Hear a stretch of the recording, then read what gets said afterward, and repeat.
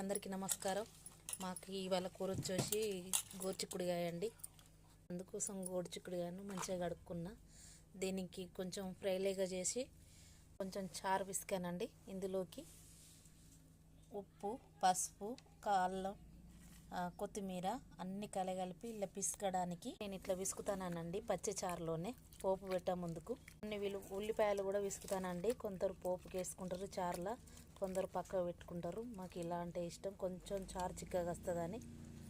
అయితే కడిగి పక్కకు పెట్టుకుంటున్నానండి. దానికోసం ఉల్లిగడ్డలు, పచ్చిమిర్చి, ఇల్లనే కారం కూడా అండి. అట్లనే చారులో అయితే చారు కోసం పోపు పెట్టుకున్నానండి.